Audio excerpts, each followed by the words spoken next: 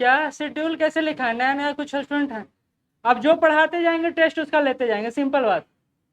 और हर दिन 1 यूनिट समाप्त ही होगा, कोई भी अब चलाएं 1 यूनिट समाप्त करना चाहिए, तो अगला दिन उसी का टेस्ट ले लेंगे पूरा।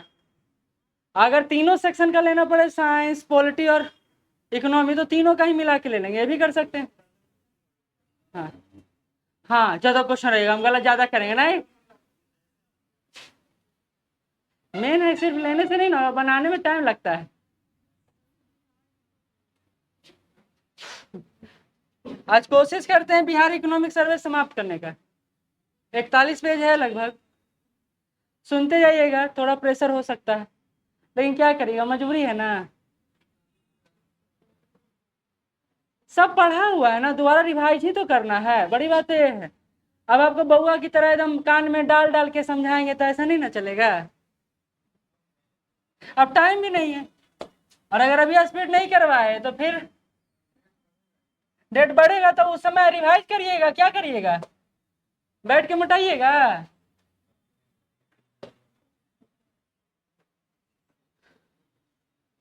गर्मी, चलिए अच्छा है, कोई बात नहीं, चलिए सुनते जाते हैं।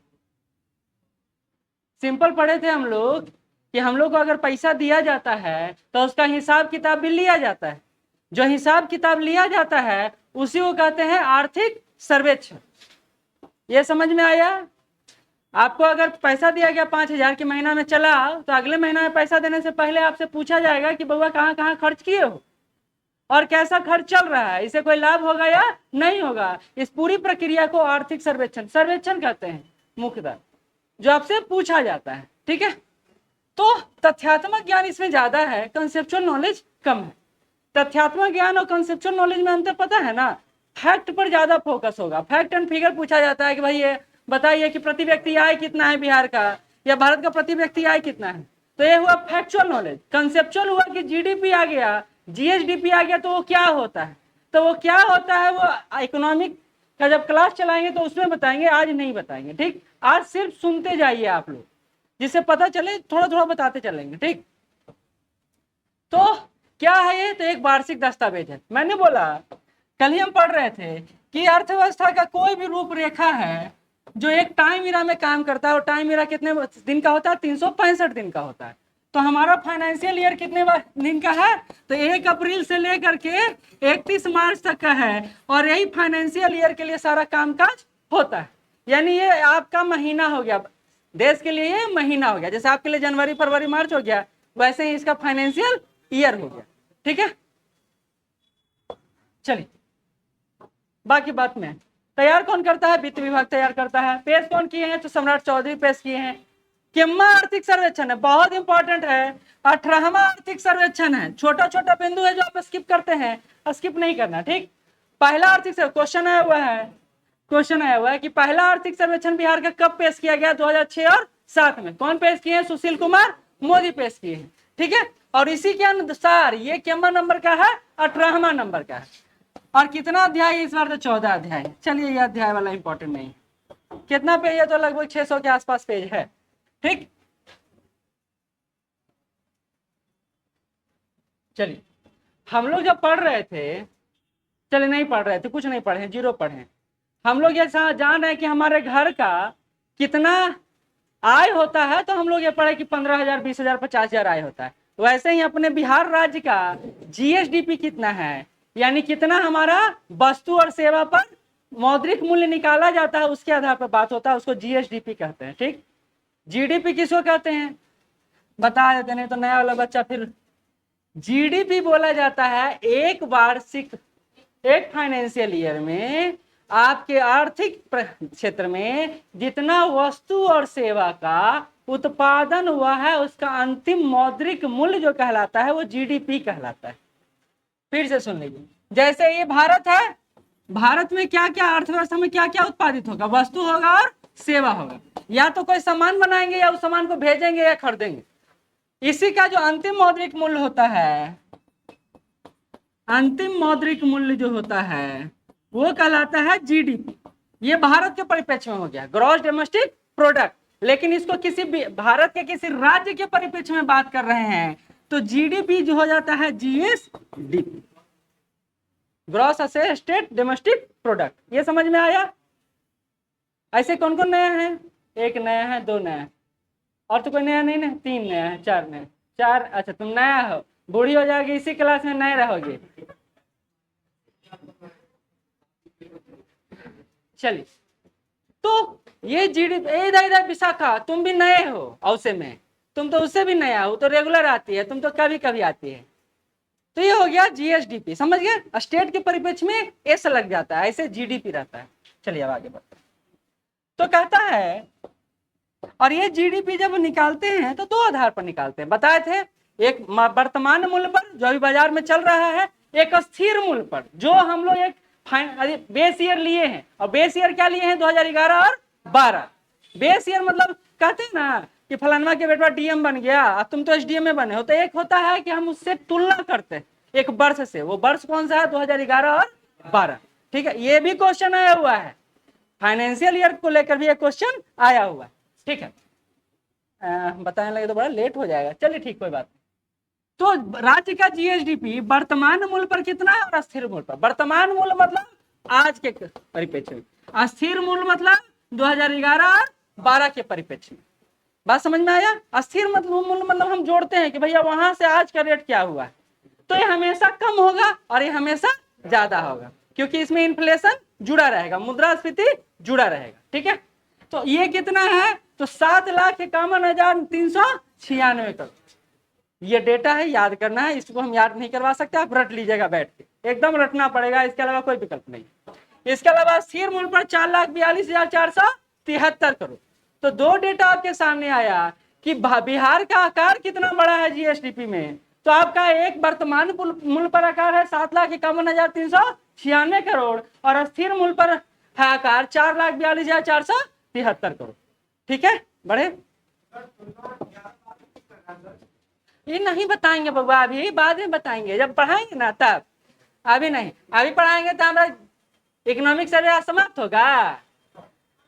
नेचुरल क्लास रहता तो बता दे, अभी थोड़ा सा ना हमको बढ़ने दीजिए, जब इकोनॉमिक क्लास पे आएंगे ना तो बता देंगे, पूरा टोटल ही बता देंगे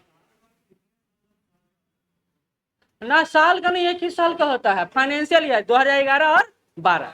चलिए अब आते हैं, देखिए जब आप पढ़िएगा जीडीपी पढ़िएगा और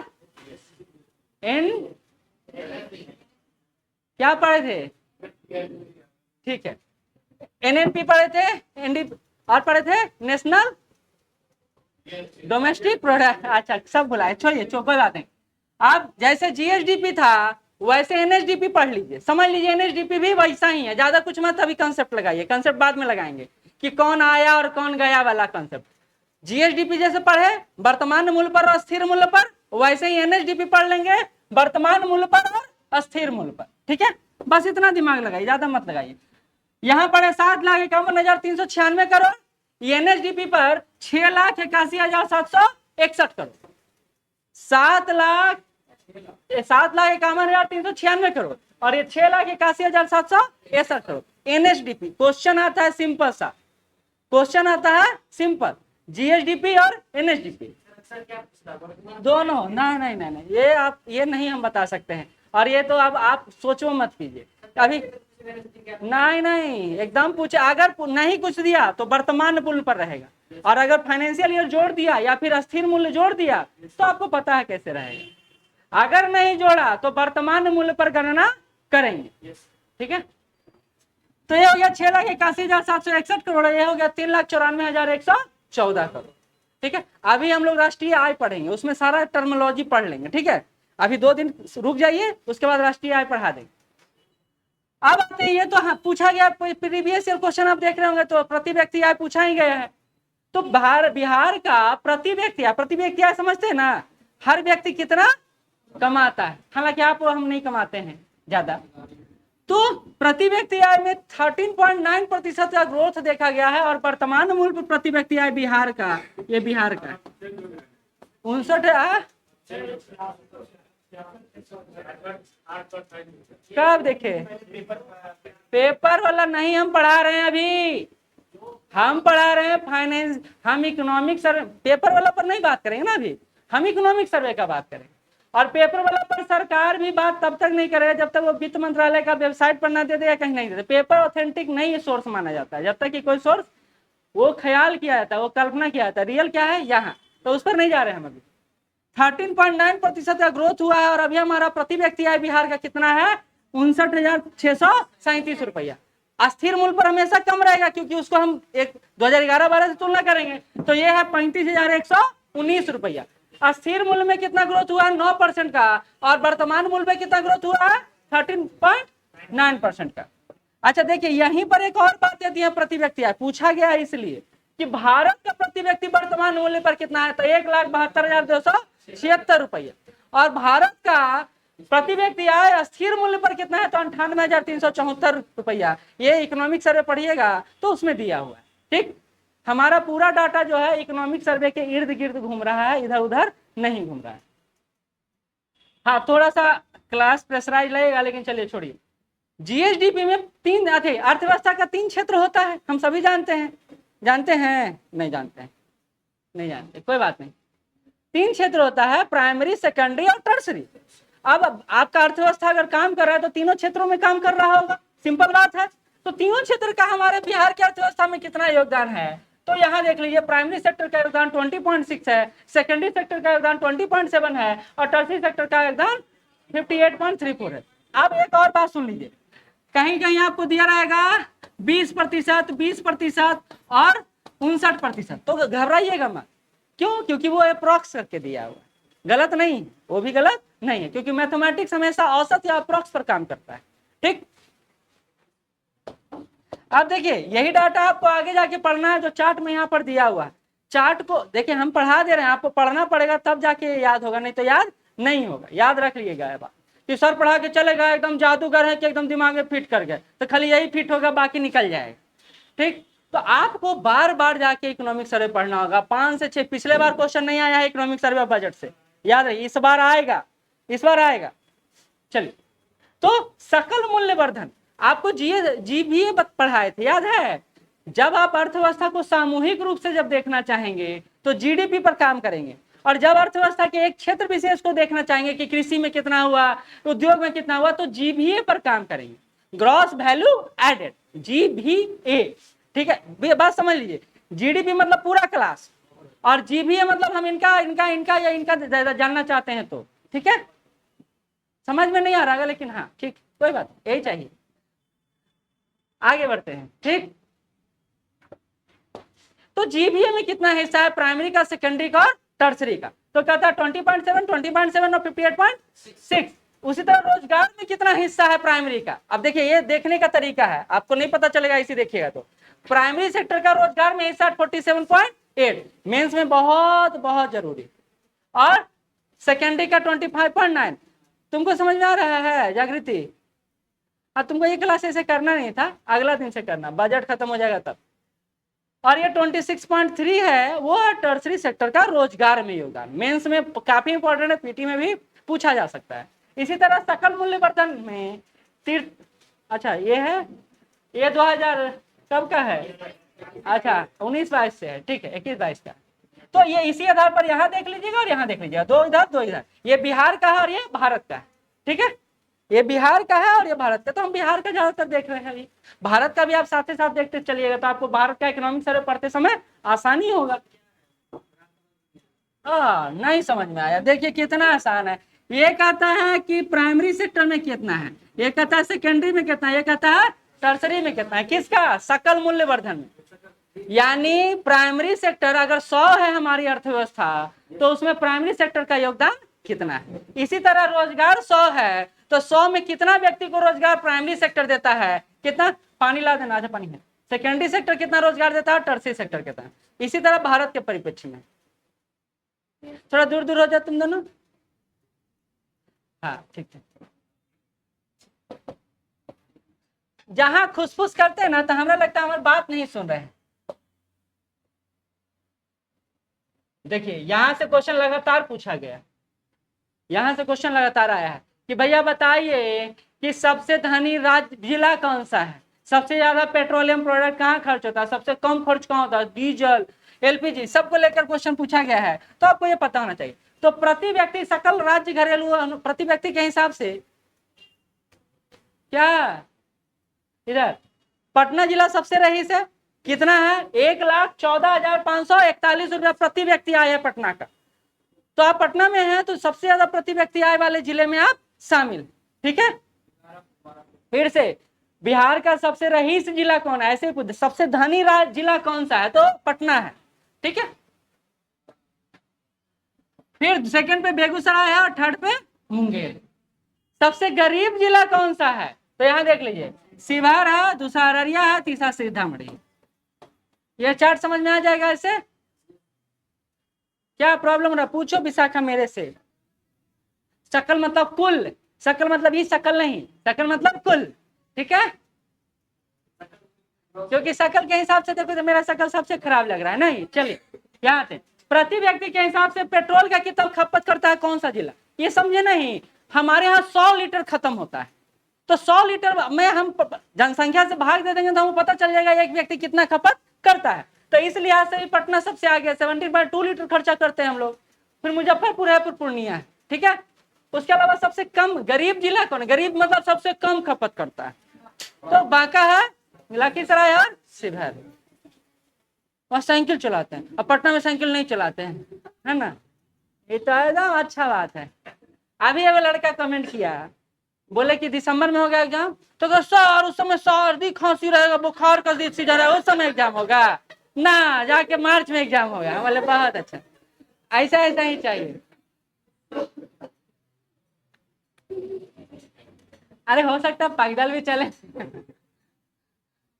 चलिए तो ये समझ में आ गया। इसी तरह डीजल का है और इसी तरह रसोई गैस का है, ठीक है। तो डीजल में किसका है, पटना है शेखपुरा। ओवरऑल जिला धनी कौन है, पटना। ये बात समझ लीजिए, ओवरऑल जिला धनी कौन सा, पटना है। हाँ लेकिन स्पेसिफिक आ गया तो स्पेसिफिक आपको याद रखना पड़ेगा। ये बात समझ रहे हैं, नहीं समझ रहे हैं, नहीं कौन नहीं समझ रहा पूछेगा तब हम बता दें, नहीं पूछोगा नहीं बताएंगे।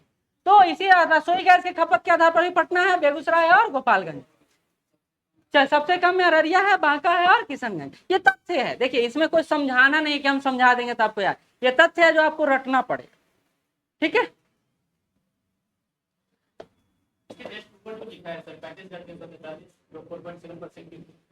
कहाँ लिखा है ये वाला, सकल स्थिर पूंजी निर्माण जो होता है, नहीं नहीं ये सिर्फ एक डाटा है कि पूंजी निर्माण जो हो रहा है वो 2022 से 35,343 करोड़ छूट गया था, स्किप कर गया था, जो पिछले साल के पूंजी निर्माण की तुलना में 3.7% का ग्रोथ रेट दिखा रहा है।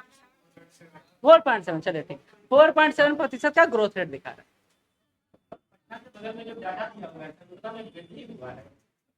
कहाँ पे देखिए, नहीं देखिए समझिए इस बात को। अगर पटना का प्रति व्यक्ति आय 1,14,000 है तो बेगूसराय का कितना है, तो बहुत कम है। ये भी एक कंपैरिजन दिखा। मेंस में जब आता है कि बिहार का पिछड़ेपन के कारणों की समीक्षा करें तो आप ये कह सकते हैं कि जहां पटना का प्रति व्यक्ति आय 1,14,000 के आसपास है, वहीं सेकेंड पोजीशन पर मौजूद बेगूसराय का आय 46,991 रुपया है, जो यह दिखाता है कि जो आय विषमता है वो काफी ज्यादा है। ये दिखा रहा है आय को, ठीक है। ये दिखा रहा है लीटर को, कितना लीटर खत्म करते हैं। तो ये ओवरऑल देखा जाए सबसे अमीर जिला कौन है, पटना। सबसे गरीब जिला कौन है, शिवहर। ओवरऑल भी बता दिए और डाटा के हिसाब से ही बता दिए, ठीक है।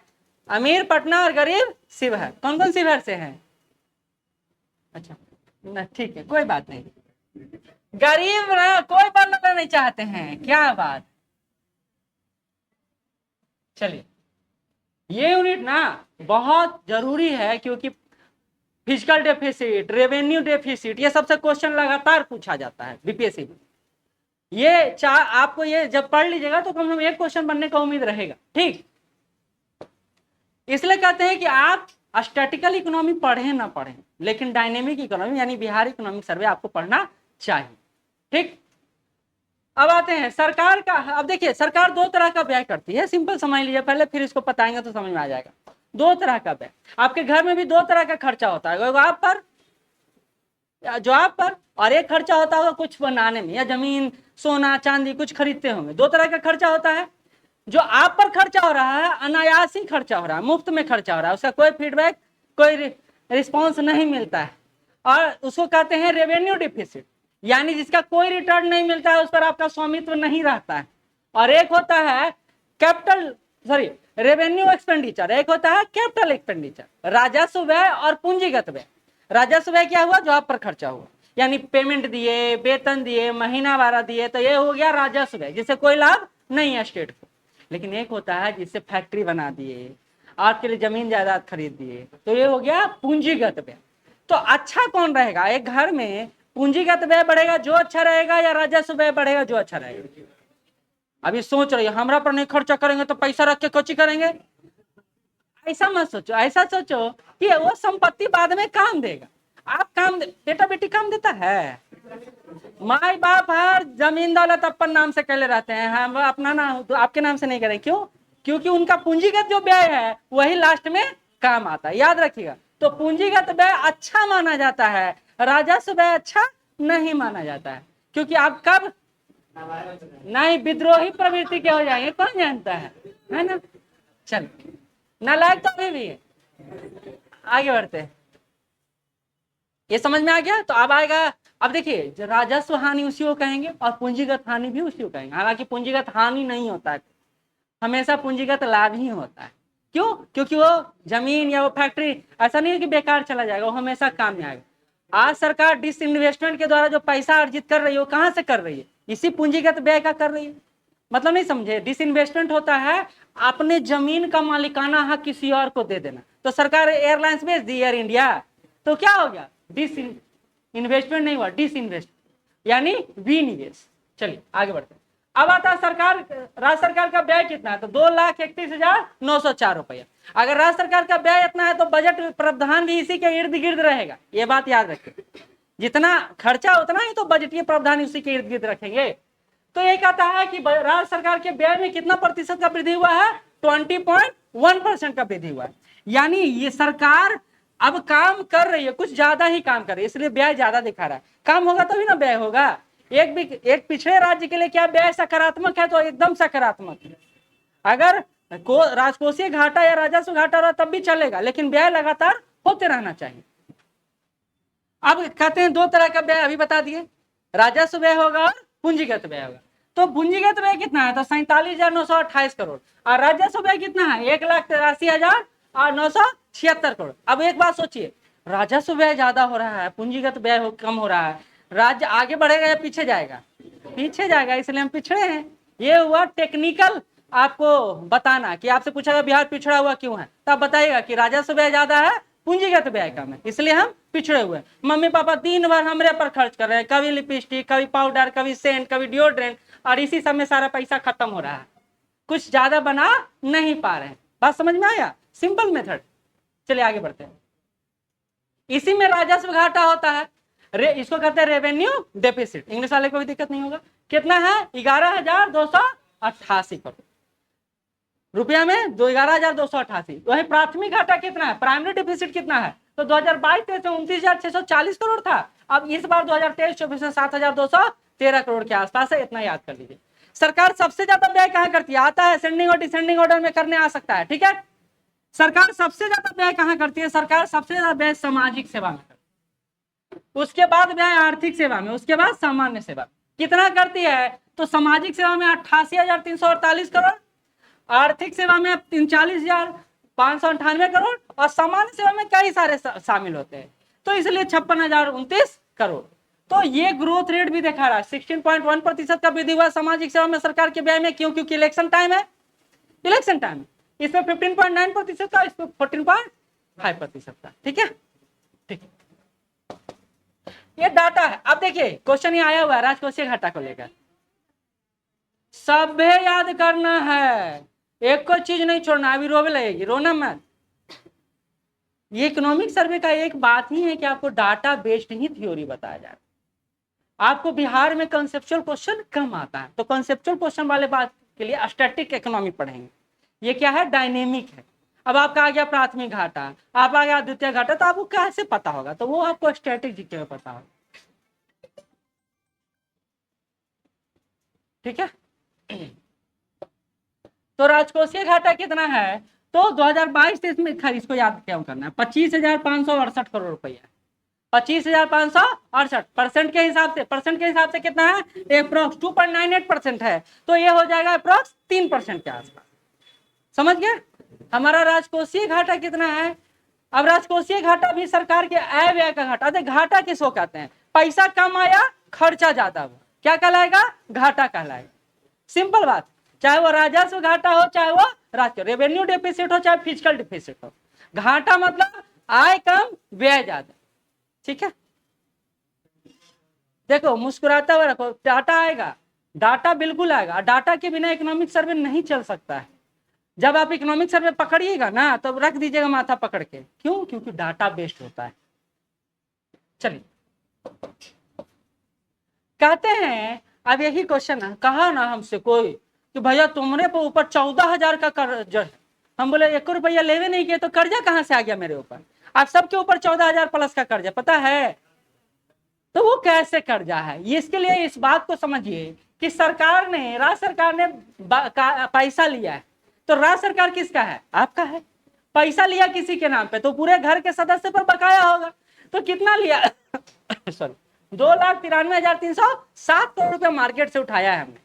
और इसी को प्रति व्यक्ति के हिसाब से देखा जाए तो 2022-23 में अपना 14,351 करोड़ रुपए का लोक ऋण चुकाया और 15,184 रुपए का ब्याज भुगतान किया। देखिए, सरकार के पास आता और जाता है का 1 रुपया वाला सिक्का देखिएगा, तो उसमें रहेगा पैसा कहां से आया कहां से गया। तो जब हम पैसा लेते हैं 3 लाख करोड़ के आसपास लिए, तो उस पर ब्याज भुगतान भी तो करेंगे। तो ब्याज भुगतान कितना कर रहे हैं, 15,184 करोड़ रुपए। ठीक है, इसके अलावा अपना जो लोक ऋण मतलब पब्लिक सेक्टर से जो पैसा लिए हैं उसको भी चुका रहे। कितना चुका रहे, 14,351 करोड़। इसी के बाद है, कहते हैं पैसा आया कहां से, तो ये बजट पढ़िएगा तो ज्यादा अच्छे से पढ़ा देंगे, क्योंकि उसमें पैसा कहां से आया और कहां गया पूरा डाटा दिया हुआ है अच्छे से। ये राजस्व लेखा जोखा, राजस्व लेखा जोखा मतलब पैसा कहाँ, अपना पैसा कहाँ से आया। और देखिए, बिहार सरकार का ज्यादा इनकम तो है नहीं, हम हमेशा हाँ मांगते ही रहते हैं, और सबसे ज्यादा हमारे इनकम में हिस्सा केंद्रीय करों का ही है। याद कीजिए, पढ़ाए थे 1 रुपया का सिक्का वाला, पढ़े थे ना। तो यही कह रहा है कहाँ से आता है, 2022-23 का दिया हुआ, 23-24 का दिया हुआ। 2022-23 का एग्जैक्ट डाटा हमारे पास होगा, क्योंकि फाइनेंशियल ईयर कब समाप्त होता है, 1 मार्च को। तो पिछला डाटा हमारे पास एग्जैक्ट होगा और अगला डाटा अनुमानित होगा। ठीक है, तो यही दिया हुआ है, अपना राजस्व कर से कितना आया, करेत्तर से कितना आया, केंद्र से प्राप्ति करों से हिस्सा में कितना आया, और सहायता अनुदान के रूप में केंद्र सरकार ने हमको कितना दिया। इसी तरह 2023-24 का है कि अपना पैसा कितना आया, कर से और करेत्तर से, यानी टैक्स से कितना आया और टैक्स के अलावा कितना आया। इसी तरह केंद्र सरकार से प्राप्ति कैसे हुआ, हिस्सा में कितना मिला, क्योंकि जानते हैं आपको वित्त आयोग का गठन होता है, और वित्त आयोग अनुशंसा करता है कि स्टेट को इतना देना चाहिए, तो केंद्र सरकार स्टेट को उतना पैसा हर साल देता है, तो वो पैसा भी तो हमको मिलता है ना। तो वही बात बोला है कि टैक्स सरकार कितना दे रहा है, केंद्र सरकार, और केंद्र सरकार सहायता कितना दिया। जैसे इस बार बजट 2024-25 में कितना 1,000 करोड़ रुपया बिहार सरकार को मिला, 58,500। हमको कितना मिला, 58,500। ठीक है, तो ये बात यहाँ पर डाटा के रूप में दिया हुआ। ये समझ में कुछ आया कि हमारा इनकम कैसे कैसे होता है। तो हमारा इनकम या तो हम घर में टैक्स लगा देंगे तब होगा, या टैक्स के अलावा होगा। दूसरा, बाहर से भी पापा पैसा भेजते हैं, फॉरेन गए हैं तो वहां से पैसा भेजते हैं कैसे, तो बोलते देखो महीना का है, टैक्स के रूप में है। और उसके अलावा जो पैसा भेजते कहते अच्छा कम गया, लो कुछ और पैसा ले लो। तो इस तरह पैसा बिहार सरकार को प्राप्त होता है। कैसे कैसे, अपना पैसा प्राप्त होता है और केंद्र सरकार हमको पैसा देता है। 2 तरीके से बिहार को पैसा प्राप्त होता है। ठीक है, केंद्र सरकार भी कैसे कैसे देता है, तो उसका जो टैक्स में हिस्सा है बिहार का, वो हिस्सा देगा, और उसके अलावा सहायता कुछ देगा। तो इस तरह से केंद्र सरकार आप लोगों को पैसा देता है। अधिशेष मतलब ये बात समझिए, हम बताते हैं, हम बिहार के पास ये हमेशा बेनिफिट रहा है, लेकिन ये अच्छा नहीं रहा। हमारा जितना आय हुआ, राजस्व आया, और जितना व्यय हुआ, उसके बीच का अंतर घाटा नहीं है, प्लस है। अधिशेष मतलब होता है प्लस होना, यानी पैसा बच गया। तो ये हमारे लिए अच्छा कह सकते हैं, लेकिन अच्छा है नहीं।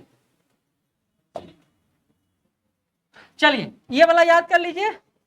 आपको पता है जमीन रजिस्ट्री हम लोग करवाते हैं, स्टाम्प पेपर खरीदते हैं, खरीदते देखे स्टाम्प पेपर।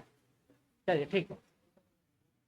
2022-23 में 65,6,583 करोड़ रुपए का स्टाम्प और निबंधन शुल्क सरकार को प्राप्त हुआ, क्योंकि वो पैसा खरीदते हैं तो उस पर सरकार को पैसा मिलता है ना। सर्वाधिक कहाँ खरीदा गया? पटना में, फिर मुजफ्फरपुर में, फिर पूर्वी चंपारण। मतलब ये जो जमीन का खरीद बिक्री और अन्य कार्यों से जो खरीद बिक्री है स्टाम्प का और निबंधन का, वो सबसे ज्यादा पटना में हुआ, फिर मुजफ्फरपुर में हुआ, फिर पूर्वी चंपारण में हुआ। सबसे कम कहाँ हुआ? अरवल, शिवहर और शेखपुरा। देखिए ना, जिसके पास एक तो ये एरिया कम, बड़ी बात है कि एरिया कम, दूसरा जनसंख्या कम, और तीसरा खरीद बिक्री के आधार पर इनका बिहार के अन्य जिलों से तुलना करने पर कम तो आएगा। तो फिर से ज्यादा कहाँ है? पटना, मुजफ्फरपुर और पूर्वी चंपारण। कम कहाँ है? अरवल, शिवहर और शेखपुरा। किसमें? स्टाम्प और निबंधन शुल्क। कष्ट हो रहा है?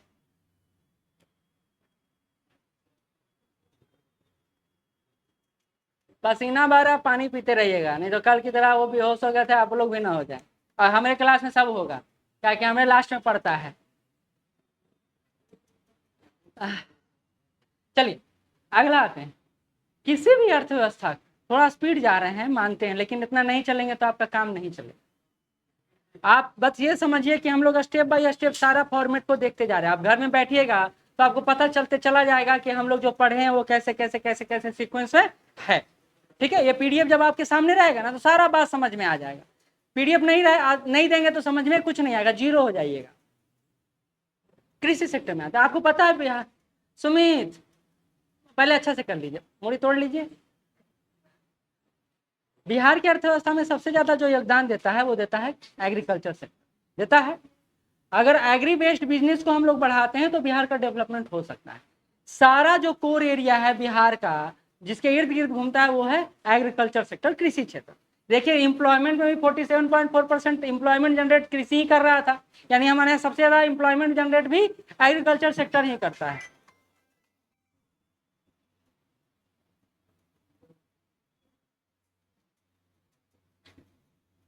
ठीक है, तो आगे बढ़ते हैं। अभी हमने देखा प्राइमरी सेक्टर का योगदान कितना है? 20.6%। अभी हमने देखा ना प्राइमरी का, सेकेंडरी का, टर्सरी का। ऊपर देखिए कितना किसका योगदान है, भूल गए? याद है? आ जाइए आ जाइए आ जाइए आ जाइए। अर्थव्यवस्था के 3 क्षेत्र, प्राइमरी, सेकेंडरी और टर्सरी। इनको नहीं, इनका बेसिक कमजोर है, इसलिए इनको बार बार पूछ। अभी नहीं करता है ना। अगर घर में पहुंच जाओ, सोचो घर का हमारा क्लास चल रहा है, पैसा का लेन देन, इकोनॉमिक समझ में नहीं आता, टेंशन मत लो, घर में पहुंच जाओ और सोचो कि 3 एगो स्तंभ है हमारे घर के, मम्मी, पापा और भैया। मम्मी हो गए प्राइमरी, भैया हो गए सेकेंडरी, और भाई हो गए टर्सरी। बस ऐसे समझो, इकोनॉमिक समझना आसान है तब जब आप उसमें शामिल हो। 3 जगह से ही पैसा आता है, प्राइमरी से, सेकेंडरी से और टर्सरी से। प्राइमरी में आता है कृषि सेक्टर, सेकेंडरी में आता है विनिर्माण क्षेत्र, जो भी निर्मित होता है चीजें, और टर्सरी में आता है उसको जहां पहुंचाना लाना है, सेवा क्षेत्र। ये समझ में, सेवा मतलब क्या होता है? पैर मैजना भी सेवा है, पैर दबाना भी सेवा है, और वो पुण्य सेवा है। जिसको भी पैर दबाना हो दबा सकता है अपने घर में बुजुर्गों का, ये ना कि अपना ही दबाते रहो कि बाप रे कितना सेवा हम कर रहे हैं। ठीक, ऐसे नहीं। चलिए आगे बढ़ते हैं। तो ये समझ गए। देखिए ग्रोथ रेट कृषि का कितना रहा है भारत में? कृषि का ग्रोथ रेट 3.2 सुनने को मिलेगा। बिहार में ग्रोथ रेट आपका सुनने को मिल रहा है 5.2%। ये काफी अच्छा माना जाएगा, काफी अच्छा माना जाएगा। ठीक है, क्यों माना जाएगा? क्योंकि एग्रीकल्चर सेक्टर का ग्रोथ बहुत ही कम होता है, 1% 2% पहले हो रहा था। इधर तो कोरोना के बाद हमने थोड़ा रफ्तार पकड़ा है। ठीक, अब कहता है कि एग्रीकल्चर, एक क्वेश्चन आ सकता है, सुनिए कैसे आ सकता है, इकोनॉमी में ऐसा क्वेश्चन खूब आता है। कृषि से क्षेत्र से निम्न में से कौन जुड़ा हुआ नहीं है या जुड़ा हुआ है? सुन लीजिए, निम्नलिखित में कौन कृषि क्षेत्र से, एग्रीकल्चर सेक्टर से कौन जुड़ा हुआ है और कौन जुड़ा हुआ नहीं है? ये चार्ट आपको बता देगा। देखिए कृषि वानिकी और मत्स्य का योगदान दे रहा है। अब देख रहा है कौन कौन है, तो फसल है, पशुधन है, वानिकी और काष्ठ है, मत्स्य के और जल कृषि। ये सारा किससे जुड़ा हुआ है? कृषि सेक्टर। ठीक है, अब इसी में आ जाएगा वानिकी और काष्ठ उत्पादन में मधुमक्खी पालन, इसी में आ जाएगा। ऐसा मत कहिए सर उसको नहीं बताए, वानिकी और काष्ठ जितना भी वन से प्रोडक्शन होता है वो सब इसी में आ जाएगा। ठीक है, आगे कहाँ 2021-22 में अंतिम है जो 20.6, अभी बताया आपको जीएसबीए में योगदान 20.6। अगला जो अनुमानित किया जा रहा है, जो त्वरित अनुमान है, वो किया जा रहा है 19.8। हालांकि अभी अंतिम नहीं। हम बताए थे बजट में 3 आता है, एक तो आता है अंतिम, एक होता है अनुमानित, और एक होता है काल्पनिक पूरा, क्योंकि अभी भी फाइनेंशियल ईयर समाप्त नहीं होता है। बताए थे ये बात, बता देंगे, बजट पढ़ाएंगे तो बता देंगे। ठीक है, आगे बढ़े। मेन है ना, अब देखिए इसी से क्वेश्चन भी आया, टेस्ट में भी दिए थे, आया भी। कहता है बिहार में अगर 100 बीघा खेत है, बिहार में कितना है 100 बीघा खेत है, तो उस खेत को कैसे कैसे बांटेंगे। तो उसी को बांटने का बोला है कि शुद्ध बुआई जो क्षेत्र है, यानी जहां 100 बीघा में 54 बीघा में हम लोग खेती करते हैं, शुद्ध खेती का क्षेत्र कौन सा है 54 बीघा। बस ये समझाने के लिए बोल रहे हैं, समझ रहे हैं। 100 बीघा हमारा खेत है और 100 बीघा ज्यादा लग रहा है कि भैया हम लोग तो इतना है नहीं है, तो रख लो 10 कट्ठा खेत, 10 कट्ठा तो होगा ना। ठीक, हाँ ठीक है। अब थोड़ा जुड़ा, बिहार में बीघा में नहीं ना चलता है, कट्ठा में रहता है खेत। चलिए, हाँ टाल में जिनका होगा उनका बीघा पर बिघा होगा, जिनका मैदानी इलाका में उनका कट्ठा पर होगा। चलिए, तो शुद्ध बुआई क्षेत्र कितना है 54.2। अकृषि भूमि परती छोड़कर, मतलब परती छोड़कर अकृषि भूमि जो क्षेत्र है वो 2.9 है।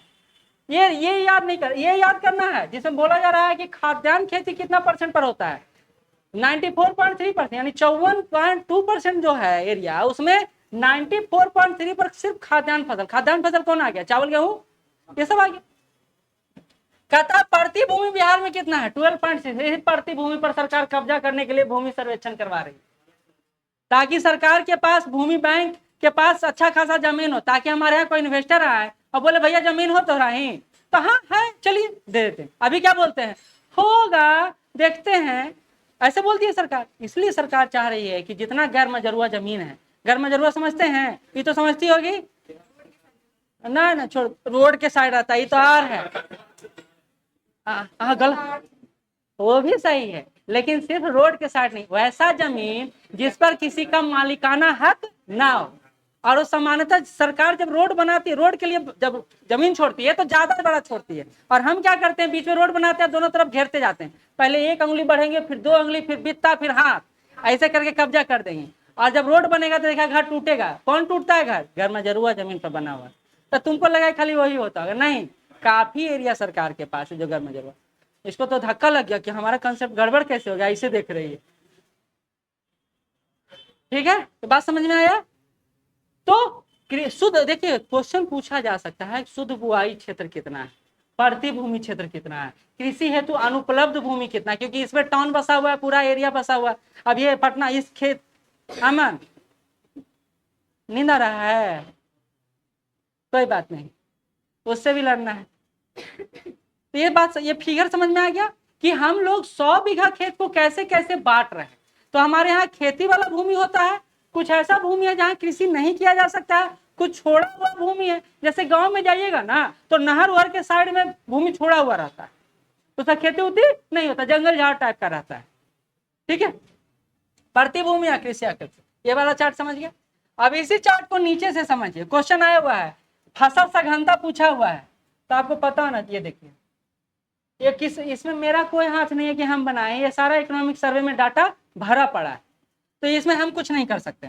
देखिए ये वाला याद रखिएगा, बिहार में कृषि सघनता कितना है तो 1.45, पिछले बार कितना 1.44, तो ये अप्रॉक्स यही रहता है बिहार में कृषि सघनता।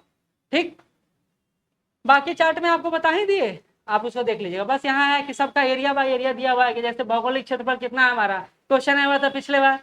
अब बिहार के आधा बच्चे भौगोलिक क्षेत्रों में गलती करके आए हैं, याद है क्वेश्चन, और गलती किए हैं क्योंकि उनको लग भी नहीं किया था कि बिहार इतना आसान क्वेश्चन पूछेगा। ये आप नहीं जानते हैं कि आसान पूछेगा कि हार्ड पूछेगा। और एक बात याद रखिएगा, जिस दिन आसान पूछ दिया उस दिन धराशायी होके आइएगा, बेड स्ट्रेचर पर लेट के आइएगा। आसान हम लोग पढ़ते नहीं।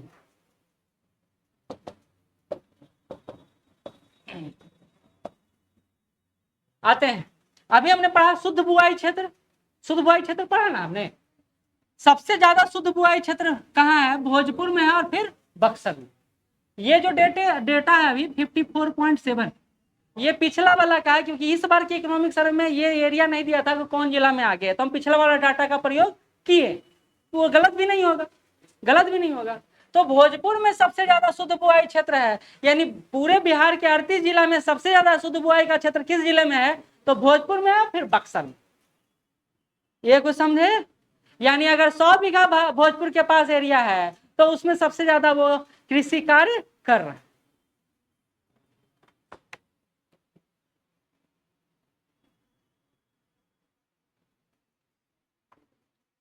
चलिए, फसल सघनता अभी बता दिए, लेकिन कौन सा जिला ये नहीं बताए। सबसे ज्यादा फसल सघनता जहानाबाद में, पूरा मैदानी इलाका है, पेड़ पौधा कुछ नहीं मिलेगा, कुछ नहीं, एकदम सपाट मैदान मिलेगा यहां से लेके वहां तक। हाँ, दूसरा न्यूनतम है पूर्णिया में। पूर्णिया देखिए, इधर देख लो साहब, हम भी थक रहे हैं, तुम लोग भी थक रही है, नीचे कब पढ़ रही है, यहाँ पढ़ो। तो फसल सघनता के मामले में जहानाबाद नंबर 1 पर है, और न्यूनतम स्तर पर कौन है, पूर्णिया। ठीक है, कुल अनाज का उत्पादन कितना हुआ, इंपॉर्टेंट डाटा है, ये पूछा जा सकता है। 184.9 लाख टन। बिहार में कुल अनाज का उत्पादन कितना हुआ है, 184.9 लाख टन हुआ। सबसे ज्यादा किसका हुआ है, चावल का हुआ है, और सबसे ज्यादा चावल का हुआ है। ये तो बता रहा, ग्रोथ रेट बता रहा है कि इसमें सबसे ज्यादा ऐसा ग्रोथ रेट चावल का 5.4 रहा है, गेहूं का 11.1 रहा है। लेकिन सबसे ज्यादा उत्पादन किसका होता है, चावल का, फिर गेहूं का उत्पादन होता है। कहा जा रहा है कि पिछले साल की अपेक्षा में 4.8% का वृद्धि हुआ है। तो आज उत्पादन, सॉरी 184 पॉइंट पिछले वाला का, आज का कितना है, 197.4। दोनों डाटा इसलिए दिए हैं क्योंकि बिहार इकोनॉमिक सर्वे बहुत सारा चीज को अपडेट नहीं किया है, पिछला भी रखा है और अगला भी रखा है, तो दोनों डाल दिए। तो 2020 से आप देखिए क्या पूछेगा कि 2020-21 में बिहार का उत्पादन कितना हुआ, तो 184.9 लाख टन, और 2021-22 में कितना हुआ, तो ये हुआ 197.4 लाख टन। ठीक है, दोनों डाटा है, और डाटा बहुत है ना, इतना डाटा है कि आप लिखते लिखते परेशान हो जाएगा। इकोनॉमिक सर्वे इस बार क्या किया है ना, पिछले बार के इकोनॉमिक सर्वे की अपेक्षा कुछ डाटा को हाइड कर दिया, तो हम क्या किए हैं कि वो डाटा पिछला इकोनॉमिक सर्वे से उठा के आपको दे दिया, ताकि अगर पूछ ले कुछ तो आपको पता हो। कहता है जैविक कॉरिडोर हम लोग बना रहे हैं, जितने भी लोग सो रहे हैं जाग जाएं। ठीक है, ये तो आसान वाला चीज है कि जैविक कॉरिडोर बना रहे हैं। जैविक कॉरिडोर मतलब क्या, किसको कहते हैं, जो गंगा नदी के किनारे जो हम लोग रासायनिक खादों के प्रयोग के बिना उत्पादन करते हैं, उस तरह की खेती को जैविक कृषि कहा जाता है, ऑर्गेनिक फार्मिंग जिसको कहते हैं। तो बिहार सरकार ने क्या बोला है कि हम जैविक कॉरिडोर बनाएंगे। कैसे, कहाँ बनाएंगे, गंगा के उत्तर और दक्षिण में। ठीक है, गंगा के उत्तर और दक्षिण में कितना जिला शामिल है, पहले 12 था, एक फिर जोड़ दिया गया, 13 जिला शामिल है। ठीक है, तो यही बोला जा रहा है कि टारगेट कितना है, तो 20,000 एकड़ में ऑर्गेनिक फार्मिंग करने का। देखिए पिछले बार वित्त मंत्री हमारे जो राजद से थे, उन्होंने ऑर्गेनिक फार्मिंग अपना दिखाया भी था कि मेरा 90 एकड़ में ऑर्गेनिक फार्मिंग है। क्योंकि ऑर्गेनिक फार्मिंग का बाजार अभी ठंडा जरूर है लेकिन बहुत बड़ा है, क्योंकि हर कोई चाहता है कि हम ज्यादा दिन जिंदा रहें, चाहे कितना हो। एक कीड़ा भी चाहता है कि हम जिंदा रहें। तो ऑर्गेनिक फार्मिंग इसलिए ज्यादा अभी प्रचलित हो रहा है क्योंकि वो आपके स्वास्थ्य के लिए स्वास्थ्यवर्धक है। ठीक है, इसी के लिए सरकार ने जैविक प्रोत्साहन योजना लगाया है, 13 जिलों में चल रहा है। प्रथम वर्ष में 11,500 करोड़ रुपया दिया गया। अब मोटे अनाज के उत्पादन में 34.9 लाख टन हुआ है, यानी पिछले बार की तुलना में मोटा अनाज जो मक्का आप कहते हैं उसका उत्पादन बढ़ा है। किसके कारण, because of this organic farming. कहता है कि उत्पादकता हमारे बिहार का कितना है, तो 5148 kg प्रति हेक्टेयर उत्पादन है, उत्पादकता है। उत्पादन और उत्पादकता में अंतर समझते हैं, प्रोडक्शन और प्रोडक्टिविटी नहीं समझते, तो समझ लो हम पूरे गांव में जो गेहूं का उत्पादन किए हैं और जितना गेहूं उत्पादित हुआ है उसको उत्पादन कहेंगे पूरे गांव में। लेकिन हम अपन घर के सामने छोटा सा खेत लगाए 1 हेक्टेयर का, उसमें उत्पादन किए, और उसमें देखिए कि पूरे गांव में जितना उत्पादन हुआ है उससे ज्यादा उत्पादन तो मेरे इस खेत में हुआ है। तो उस खेत के उत्पादन को उत्पादन नहीं कहेंगे, उत्पादकता कहेंगे, प्रोडक्शन और प्रोडक्टिविटी। ठीक है, प्रति वर्ग हेक्टेयर के हिसाब से उत्पादकता का गणना किया जाता है। ठीक, तो देखिएगा उत्पादकता मतलब क्या होता है, वो एक क्षेत्र विशेष में ज्यादा उत्पादन को दिखाता है। तो उसी के आधार पर बिहार में किस जिले में उत्पादन ज्यादा है और उत्पादकता ज्यादा है, उसको लेकर पूरा डाटा दिया हुआ है। देखिए ये याद करना पड़ेगा आपको एनी हाउ कि चावल का उत्पादन कहाँ ज्यादा होता है और चावल का उत्पादकता कहाँ, प्रोडक्शन और प्रोडक्टिविटी। थोड़ा हम भी हवा खा ले, तुम लोग मुंह फाड़ लो पहले अच्छा से, जिसको आंख झपकाना झपका लो। गर्मी ऐसे ही लग रहा है, ऊपर से एनर्जी आप लोग देते नहीं है, आप लोग का तो आदत है आराम से। किसी किसी का दिमाग तो साइलेंट हो गया होगा कि भैया अब इनको बोलते रहने दो पागल की तरह, हम आराम से अभी खाली देखेंगे इनका चेहरा। लेकिन आपका एग्जाम इतना नजदीक है ना कि हम कुछ नहीं कर सकते और हम अब धीरे भी नहीं हो सकते हैं। कारण सिंपल सा है, आपको अगर पास करना है तो पढ़ना पड़ेगा, और इतना जल्दी रिवीजन आपको घर में बैठ के होगा नहीं। इतना डाटा पढ़िएगा घर में बैठ के तो नींद आप लगेगा, 2-3 नींद ले लीजिएगा। एक इकोनॉमिक सर्वे पढ़ने में 15-16 नींद आ जाता है, मतलब डाटा इतना ज्यादा है। बढ़े राजीव, पढ़े, हो गया नींद? ठीक है। तो चावल के उत्पादन में कौन सा जिला आगे है? तो रोहतास आगे है, औरंगाबाद आगे है और कैमूर आगे। ये तीनों जिला सामूहिक रूप से 25.2% का उत्पादन अकेले करता है। ठीक है, उत्पादकता कहाँ ज्यादा है? रोहतास में है, औरंगाबाद में। सबसे कम उत्पादकता कहाँ? क्वेश्चन आता है लगातार, इग्नोर नहीं करना। सबसे कम उत्पादकता कहाँ है? मधुबनी में है, जमुई में। ठीक है, अगला, गेहूं का उत्पादन सबसे ज्यादा कहाँ था? तो रोहतास में। तो चावल का भी रोहतास और गेहूं का भी रोहतास। चावल का उत्पादकता भी रोहतास, लेकिन गेहूं के उत्पादकता में खगड़िया का नाम है। उत्पादकता गेहूं का सबसे ज्यादा कहाँ है? खगड़िया में। सबसे कम कहाँ है? जमुई में। याद रहेगा नहीं रहेगा कोई बात नहीं, रिवाइज कर लीजिएगा। इसी तरह मक्का का कटिहार, पूर्णिमा, खगड़िया है, और मक्का का उत्पादकता सबसे ज्यादा कहाँ है? अररिया, विशाखा। और उससे नहीं ये बोले हैं कि माथे रख के एकदम सो जा। हाँ तुम रखो, अभी तुम्हारा फोटो खींच के पेरेंट्स ग्रुप में डाल देंगे। देखिए यही है हमारे क्लास के अनुशासित स्टूडेंट। एक डाटा आपको बताते हैं, चलिए आ गया। तो 2 ग्राफ बना रहे हैं, इकोनॉमिक के लिहाज से हैं।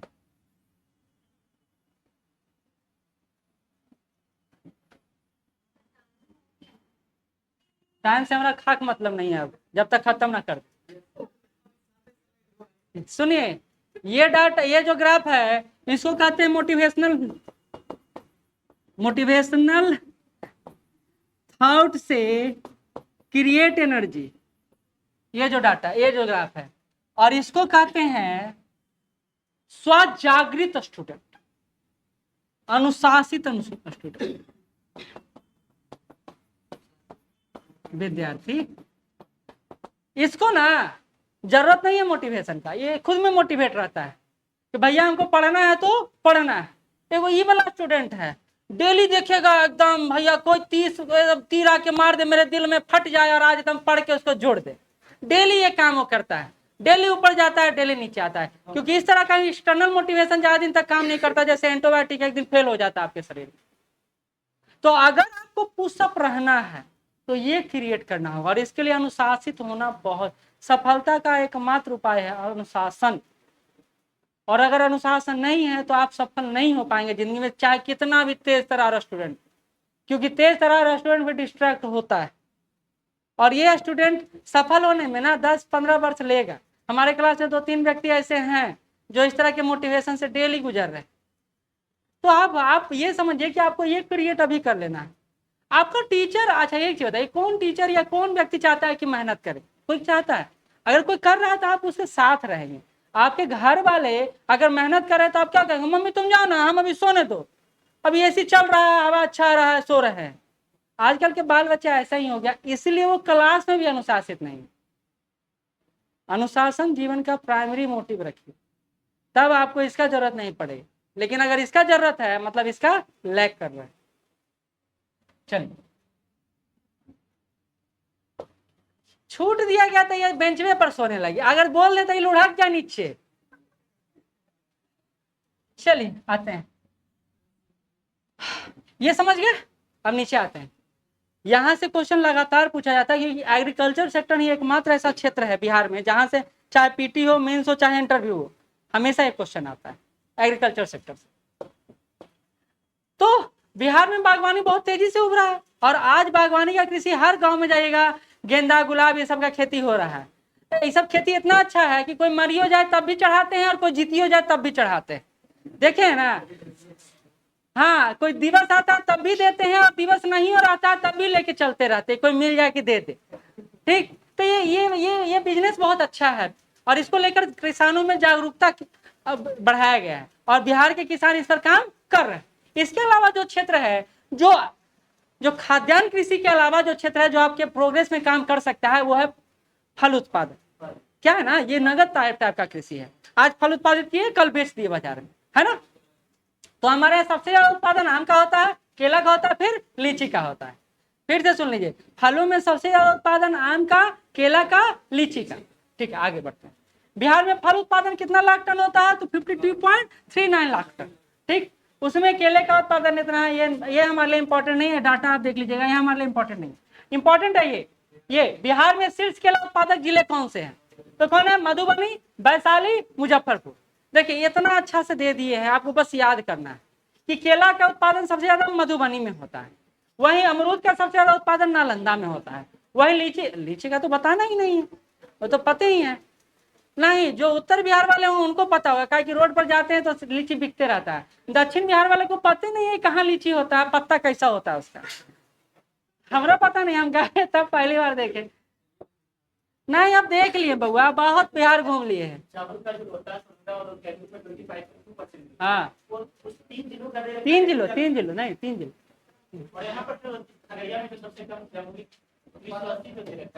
कहाँ है, नहीं ये कहता सबसे कम 1980 प्रति हेक्टेयर के किलोग्राम के। हाँ, ये उत्पादकता है ना, देखिए ना, उत्पादकता है। चलिए, इसी तरह लीची का, आम का उत्पादन सबसे ज्यादा दरभंगा में। दरभंगा में जाइएगा तो मखाना, आम, ये सब खूब आपको मिलेगा। मखाना का तो वहाँ कई सारा प्रोडक्ट भी मिलता है, मछली भी ना, तालाब है ज्यादा। आप वहीं के हैं तो लाते कहीं नहीं है, खाली अपना चेहरा लेके आ जाते हैं। बताइए, लेके आइए। ठीक, आते हैं आगे। कहता है मछली के उत्पादन में बिहार देश में चौथे पोजीशन पर है। ठीक है, उसमें कौन से जिले में सबसे ज्यादा मछली का उत्पादन होता है, तो कहता है अग्रणीय जिला है मधुबनी। मधुबनी में मछली उत्पादन सबसे ज्यादा, उसके बाद दरभंगा, अभी बता ही रहे थे, और उसके बाद पूर्वी चंपारण। तो अगले बार जाइएगा और आइएगा तो सबके लिए 1 किलो मछली लेके आइएगा। ठीक, खिलाइए तो और अच्छा है। ये समझ गया, आगे बढ़े, टाइम है नहीं। देखिए बिहार राज्य ना सब्जी उत्पादन के लिए फेमस है, और खास करके बिहार में। फिर यहाँ से काले दांत निकालिए इतना ज्यादा, अब मछली खाने का मन कर रहा है। ठीक है, इधर आते हैं। बिहार में जो खाद्यान्न फसलों के अलावा जिसका उत्पादन होता है उसमें बागवानी फसल बोल दिए, और सब्जी सॉरी फल बोल दिए। अब आते हैं सब्जी पर, क्योंकि बिहार में सब्जी का उत्पादन भी बड़े स्तर पर होता है, और बिहार का एक जाति सब्जी उत्पादन के नाम पर ही जाना जाता है, वो है कुर्मी जाति।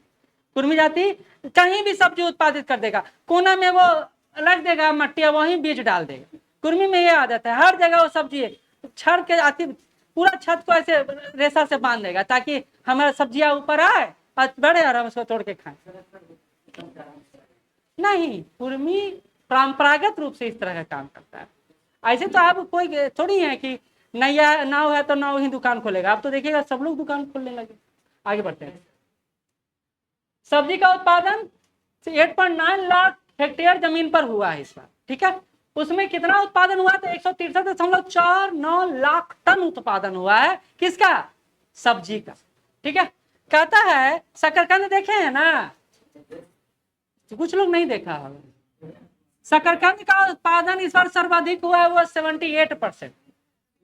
शकरकंद देखे हैं, वो सरस्वती पूजा में दिखाई पड़ता है पटना में। शकरकंद ऐसे नहीं दिखाया।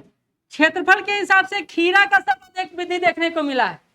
फिर से देखिए, ग्रोथ रेट शकरकंद का सबसे ज्यादा है, और उत्पादन के क्षेत्रफल के हिसाब से खीरा का उत्पादन सबसे ज्यादा बढ़ा है। देखिए आलू का उत्पादन सबसे ज्यादा कहाँ होता है, पटना में होता है, फिर नालंदा में होता है, दोनों सटा हुआ जिला है। प्याज का उत्पादन नालंदा में होता है वैसा। देखिए नालंदा जिला कुर्मी बेल्ट जिला है, मतलब ये बता रहे हैं बस आपके नॉलेज के लिए, क्योंकि सब्जी का उत्पादन इस क्षेत्र में ज्यादा होता है। बैगन का नालंदा पटना, और फूलगोभी का वैशाली और कटिहार। ये बस कहानी के रूप में बता रहे हैं, कल की याद रहेगा कि अच्छा सर बोले थे कि नालंदा में कुर्मी रहता है तो सब्जी होता होगा। ठीक, आप कहीं सर और हम भी कुर्मी हैं लेकिन सब्जी नहीं उत्पादित करते, खाली खाते रहते हैं, तो अलग बात। चौथा कृषि रोड में पूरा पढ़ाएंगे, आधा अधूरा नहीं पढ़ाएंगे, पूरा ही कृषि रोड में पढ़ाएंगे, क्योंकि इस पर क्वेश्चन आ सकता है चौथा कृषि रोड में, तो पूरा ही पढ़ाएंगे। कहता है पशुधन और मत्स्य क्षेत्र में 8.6% का वृद्धि हुआ है, और गोधन में, गोधन मतलब गाय, 42.1 लाख है, और भैंस कितना हमारा 77.2 लाख है। अब आ जाते हैं पशु गणना पर। कितना पशु गणना है? 20वां, 21वां होने वाला, याद कीजिए, क्लास में पढ़ा रहे थे, बोले थे कि गधा कितना है और ये कितना है वाला उदाहरण याद आया? ठीक है,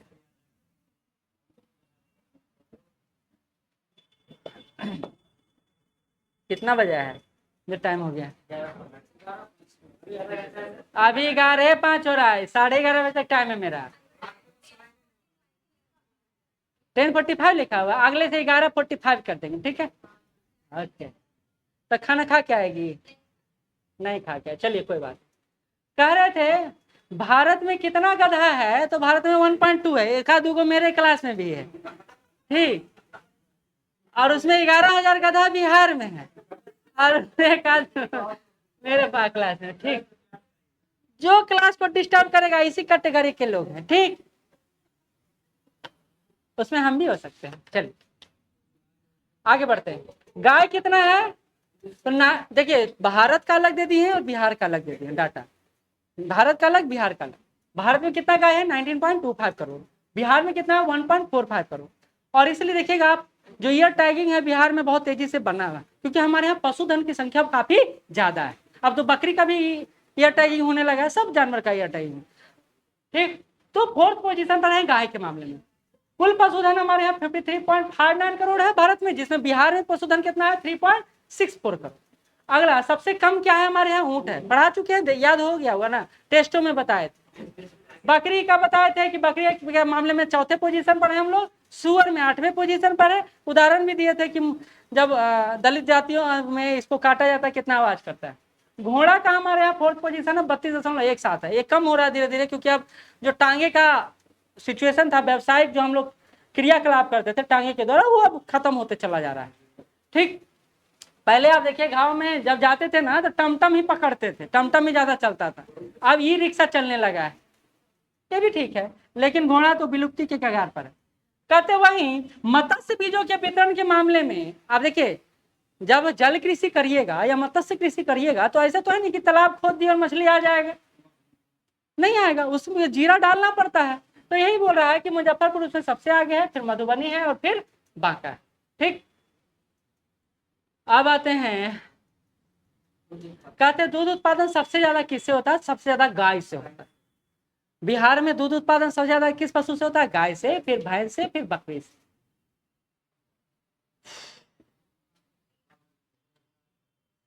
ठीक, कोई बात नहीं, आ ही जाएगा। 10 मिनट, हाँ चलिए 2 मिनट का ब्रेक कर लीजिए, जाइए पानी पी के आ जाइए। बिहार में 2 मिनट का मतलब 5 मिनट होता है, हमेशा याद रखिएगा। बिहार के लोग बेरोजगार हैं, तो 2 मिनट बोल के 5 मिनट लेते हैं। जाइए जाइए, पानी उनी पी लीजिए।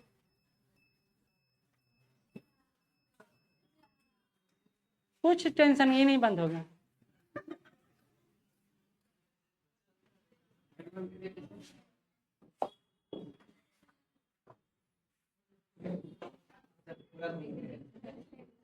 जानते हैं बोलना बहुत हार्ड काम है, बहुत हार्ड काम, बोलने पे एनर्जी नहीं चल पाएगा।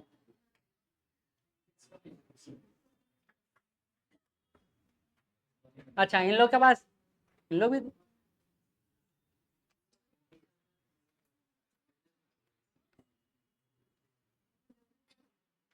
कोई पानी पीने, अच्छा इन लोग को ब्रेक चाहिए, गप करे लगी, वाह। हाँ बोले जब पानी उनी पी रहे हो तो गप कर रही है बैठ के।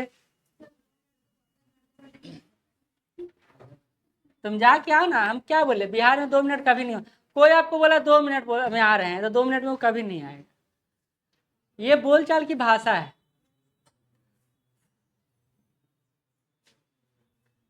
थक गई है तुम लोग भी, नए वाले सवेरे से बैठे हुए हैं कि बीच से आए हैं? सुबह से आए हैं।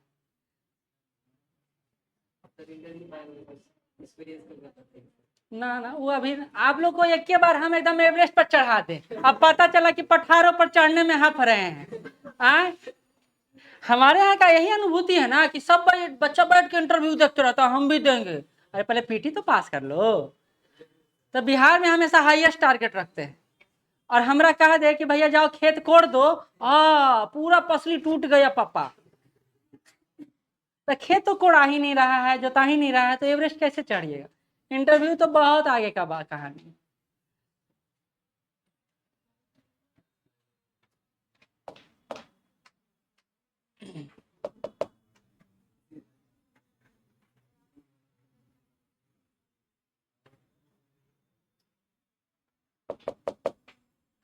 मेन है, ये है बहुत बड़ा सेक्शन।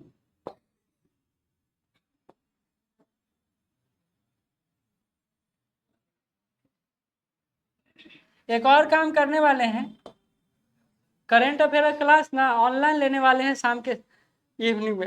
इवनिंग में क्लास ऑनलाइन ही लेंगे, क्लास आने की जरूरत नहीं है आप लोग, और उसका पीडीएफ प्रोवाइड करवाते चले जाएंगे, क्योंकि हमको लग रहा है कि मेरा जो सेक्शन बहुत बड़ा है वो ऐसे कंप्लीट होगा नहीं।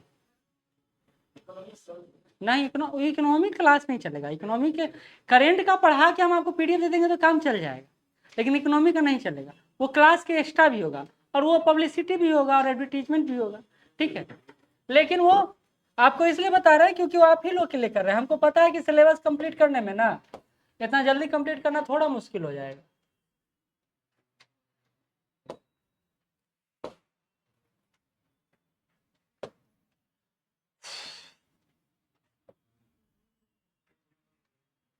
कहाँ तक पहुँच गए थे?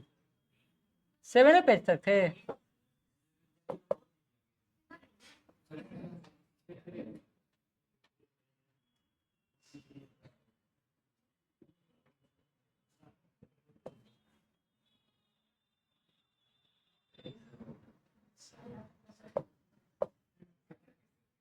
चलिए यहाँ थे। चलिए कोशिश करते हैं जितना समाप्त हो सके समाप्त करने का, क्योंकि अगर शॉर्टकट में चलेंगे तो आधा 1 घंटा काफ़ी है, लेकिन पूरा लेके चल रहे हैं ना, हर यूनिट को लेके चल रहे हैं, तो उसमें टाइम लगता है। बिल्कुल, यही काम तुम टाइम से पढ़ाई कर ली होती ना तो आज पास कर गई होती। चला,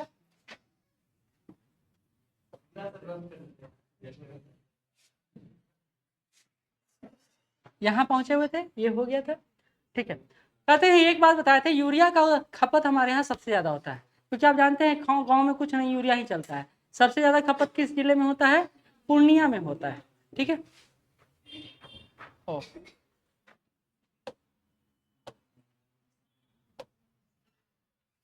थोड़ा खत्म करने दीजिए फिर देखते हैं।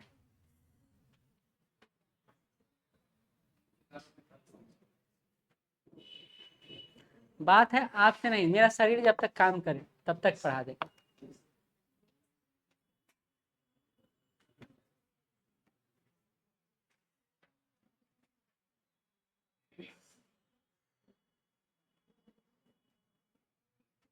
क्या हुआ?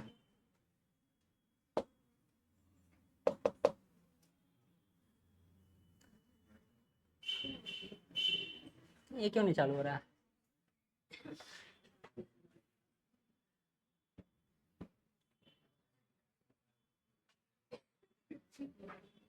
आज तो सर भी कम ही पढ़ाए हैं ना। हाँ, नहीं पढ़ाए आज। देखिए, हमको अब सिलेबस सिलेबस नहीं बताना, आप लोग आप बूढ़ा हो गए सिलेबस सुनते सुनते। मेरा मतलब हम अपना बात करें, बाकी टीचर का बात नहीं करें, क्योंकि हम तो डेली यूट्यूब पर कुछ ना कुछ बना के डाल ही देते हैं। अच्छा करते हैं। कमेंट वही करेगा जो थोड़ा बौद्धिक रूप से ज्यादा जागरूक होगा और जिसको कोई काम नहीं है।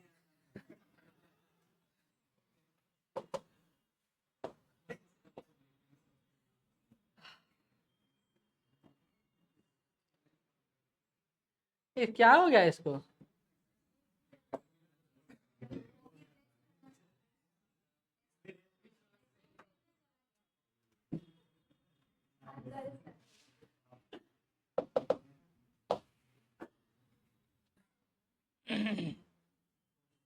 बिहार में ना कोई काम करना नहीं चाहता, मजबूरी है कि काम करे, क्योंकि उसके पास काम नहीं करेगा तो खाएगा कैसे। थोड़ी है सबके मम्मी पापा एकदम सीधे साधे मिल गए कि हाँ बेटी बोली चलिए भाई वहाँ हॉस्टल दिला दिए तो 3 भर घूम के हॉस्टल दिला रहे। ऐसा होता है सबके साथ। माँ बाप किसी के बहुत अच्छे मिलते हैं, किसी के माँ बाप इतना खड़ूस के हर बात में बेत चलाने लगते हैं। वो मेरे मम्मी, पापा नहीं, मम्मी। क्या हो रहा है, ये ऐसे ही पढ़ा देते, छोड़ो इसी से पढ़ाते हैं।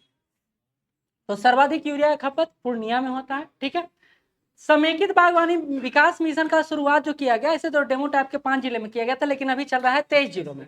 मुख्यमंत्री बागवानी मिशन 15 जिलों में चलाया जा रहा है। पशु गणना 2019 में हुआ है, अभी बता ही दिए इसके बारे में।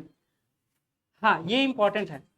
सब्जियों के लिए उत्कृष्टता केंद्र, जो केंद्र होता है ना, जैसे अभी गन्ना उत्पादन अनुसंधान केंद्र पूछा जाता है ऐसे करके, तो सब्जियों के लिए उत्कृष्टता केंद्र कहाँ स्थापित किया गया? चंडी में। आप नालंदा जाइएगा, नालंदा के रूट में सही राजगीर जाइएगा तो ये चंडी आपको रास्ते में मिलेगा, वहीं पर है। फलों की उत्कृष्टता केंद्र देसारी वैशाली में खोला गया है, और कृषि निर्यात जो हुआ है इस बार 3276 करोड़ टन हुआ है, ठीक है। ये हमारा एग्रीकल्चर से जुड़ा हुआ है। हाँ ये बड़ा इंपॉर्टेंट है, एक बार क्वेश्चन यहाँ से आ गया है कि बिहार में सबसे ज्यादा कृषि किस माध्यम से किया जाता है? तो यहाँ देखिए, नलकूप और कुआं से बिहार में सबसे ज्यादा कृषि सिंचाई किया जाता है। कृषि सिंचाई समझ रहे हैं ना, खेत तक पानी पहुंचाने का। और सर्वाधिक किस जिला में है? ये समस्तीपुर में। उसके अलावा नहर से 30.9% कृषि सिंचाई होता है। सबसे सर्वाधिक कहाँ है? रोहतास में, ठीक है। फिर तालाब से होता है। तो ये क्वेश्चन आया था, ये क्वेश्चन आया, कहता है सकल सिंचित क्षेत्र, मतलब टोटल जो सिंचाई का क्षेत्र है, सर्वाधिक कहाँ है? रोहतास में। और सबसे कम कहाँ है? शिवहर। ये समझ में आया कुछ या नहीं आया?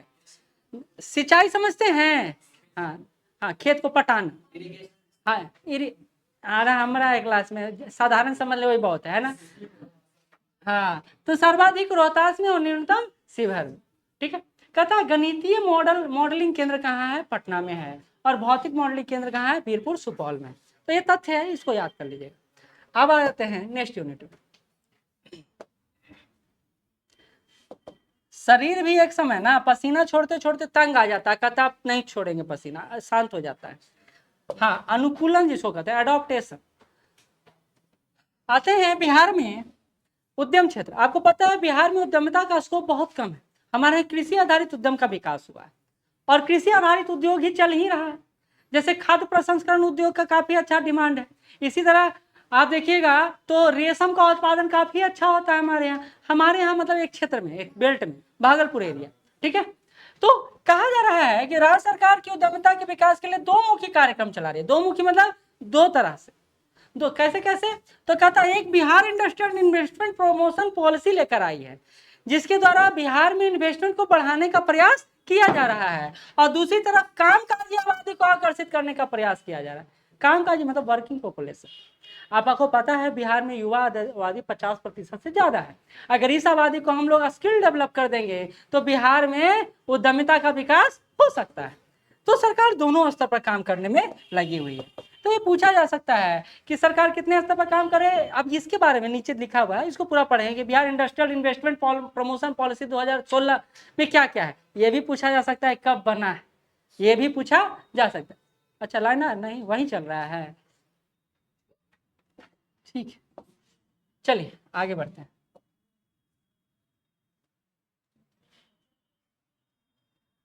कहते हैं ये चार्ट देख लीजिए, ठीक है। हम लोग को आया था पिछले बार ही कि सबसे ज्यादा इन्वेस्टमेंट बिहार में किस सेक्टर में होता है। तो बिहार में खाद्य फूड प्रोसेसिंग, उसके अलावा इथेनॉल प्रोडक्शन, इसके अलावा सीमेंट उत्पादन, इसमें सबसे ज्यादा इन्वेस्टमेंट होता है। कहता है कि 40% जो भारत के उद्योग हैं कुछ ही राज्यों में बसे पड़े हैं। कौन राज्य है? गुजरात है, छत्तीसगढ़ है, उड़ीसा है, झारखंड है। उड़ीसा झारखंड तो बेचारा के पास इतना प्राकृतिक सोर्सेज है, कोयला वोयला सब इन्हीं के पास है, तो यहाँ पर खुलना लाजमी है, ठीक है। अब गुजरात में तो खैर खुलता ही है। अभी जितना भी आप देखिएगा भारत का इन्वेस्टमेंट है, ज्यादातर इन्वेस्टमेंट गुजरात में ही होता, ठीक है।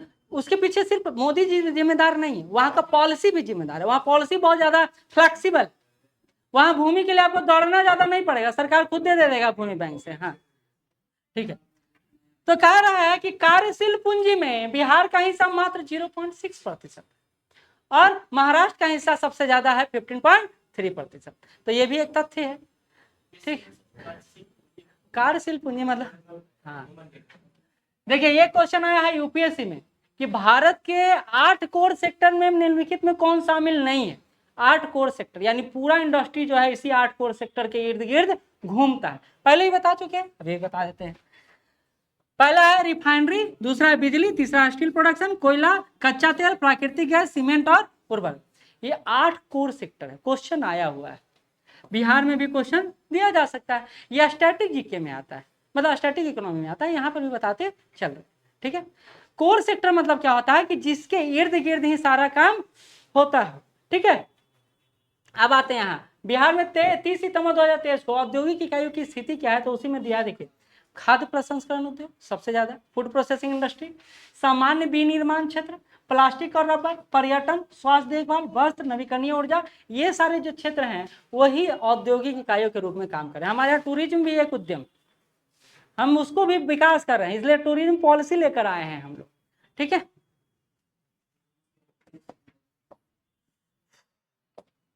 ये तो छोटा यूनिट है। बियाडा बहुत इंपॉर्टेंट संस्था, बियाडा जैसे जीविका पर क्वेश्चन आ चुका है। देखिए प्रीवियस, हमारे यहाँ प्रीवियस ईयर क्वेश्चन भी देखने के कष्ट किए हैं। छोड़ दो, कॉपी मत निकाल, बंद कर दो। काला निकाल रहे लिखने के लिए, ये दे देंगे आप ही लोग के लिए है, पूरा ही पीडीएफ दे देंगे, निकलवा लेना। बियाडा आते हैं, कहते हैं इसका फुल फॉर्म भी पूछा जा सकता है आपसे, Bihar industrial area development authority. अगर आपको भूमि बैंक, भूमि चाहिए तो यही इसका देख रेख करता है बियाडा। इसका गठन 1974 में हुआ है। औद्योगिकरण को बढ़ावा देने के लिए भूमि अधिग्रहण करने का अधिकृत इकाई का नाम बिहार का कौन है, बियाडा। बहुत इंपॉर्टेंट बात, क्या बिहार सरकार को चाहिए भूमि कि भैया टाटा हमारे यहाँ आ रहे हैं स्टील प्लांट लगाएंगे, कहाँ से भूमि आएगा, तो भाई बिहार सरकार किसके पास जाएगी, बियाडा के पास जाएगी, बियाडा के पास जाएगी। ठीक है, कह रहे हैं इसका 4 क्षेत्रीय कार्यालय है, पटना में है, दरभंगा में, मुजफ्फरपुर में और भागलपुर। ठीक, तो भूमि बैंक के लिए जो भूमि की अधिकृत संस्था है वो है बियाडा। आगे बढ़ते हैं, उद्यम मित्र, उद्योग मित्र की बात कर लेते हैं। इंडस्ट्री फ्रेंड क्या करेगा, तो इंडस्ट्री लगाने के लिए अगर आपको कुछ सहूलियत है तो यह प्रदान करने का काम करेगा। तो 1860 की निबंधित संस्था है जो उद्योग विभाग के अंतर्गत कार्य, निबंधित संस्था यानी सरकारी संस्था, एक तरह रजिस्टर्ड कंपनी, कि अगर आपको उद्यम लगाना है तो आप किसके पास जाएंगे, तो सरकार के पास जाने के लिए जिसका सहारा लेंगे और जो आपको बताएगा वो क्या कहलाएगा, उद्यम मित्र कहलाएगा। इंडस्ट्री फ्रेंड, ये यूनिट शायद समाप्त ही हो जाएगा। उद्देश्य क्या है, तो उद्देश्य बड़ा सिंपल सा है, आकांक्षी उद्यमियों को उद्योग की स्थापना के लिए सुलभ तरीके से परियोजना विवरणी का सलाह देना और जानकारी। वही बात है कि आपको जो चाहिए वो आपको ये मुहैया करवाएगा, बताएगा कैसे क्या करना है। ठीक है, अब आते हैं, भागलपुर सिटी को सिल्क सिटी ऑफ बिहार के नाम से जाना जाता है।